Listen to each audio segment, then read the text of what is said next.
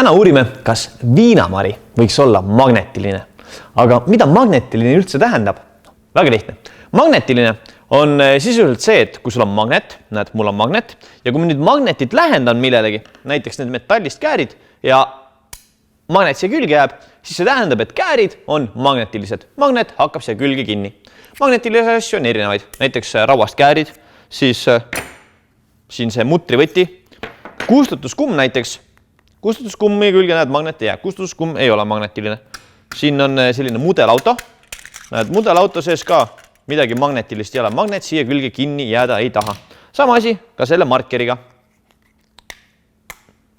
Ei jää magneti külge kinni. Proovi sina ka nüüd, kui sul on magnet. Käi ringi, vaata, milliseid põnevaid magnetilisi objekte sa leiad. Meie läheme edasi siia selle viinamarja juurde. Vaadake, magnetilisust on erinevat sorti. On selline tugev magnetilisus, nagu on siin kääride ja nende magnetite vahel, et magnet jääb siia külge kinni. Aga on olemas ka siuke hästi nõrk magnetilisus, mille mõju avaldub hoopis magnetist tõukumisega. Seda saab näidata näiteks viinamarjadega. Kui ma seda magnetit siia viinamarjale nüüd lähendan, siis me peaksime nägema, kuidas see magnet viinamarja natukene endast eemale tõukab. Nii vaatame.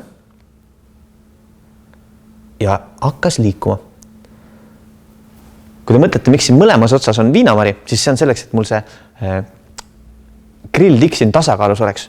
Ja see on selline pendel, selle kohta öeldakse torsioonpendel ja see on sellepärast hea, et see näitab meile väga väikseid liikumisi. Aga mina kasutasin praegu sellist väikest ja nõrka magnetit. Mul on siin üks magnet, mis on suurem ja vägevam. Ja proovime, kas selle magnetiga me saame viinamarja natuke rohkem liikuma. Nii.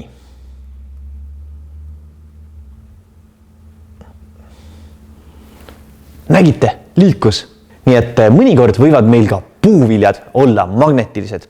Ja seda tasub siis alati järgi proovida, et mis on magnetiline ja mis mitte.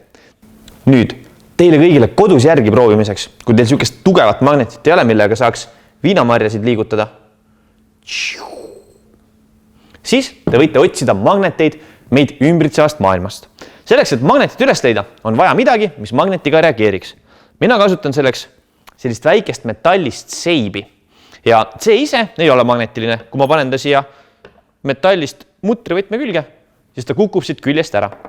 Küll aga, kui ma nüüd lähenen magnetiga, siis see seib läheb magnetile külge. Ehk siis, kui ma nüüd peaksin selle seibiga ringi käima ja ta kuskile kinni jääb, siis ma tean, et seal on magnet. Üks koht, kust ma juba leidsin magneti, oli mu enda telefon. Mul on magnet siin taga kaane peal. Hopsti, näete, jäi kinni ja ei kuku maha, sest et ta on siin magnetiga kinni. Nii et õnnelikku magnetite otsimist teilegi.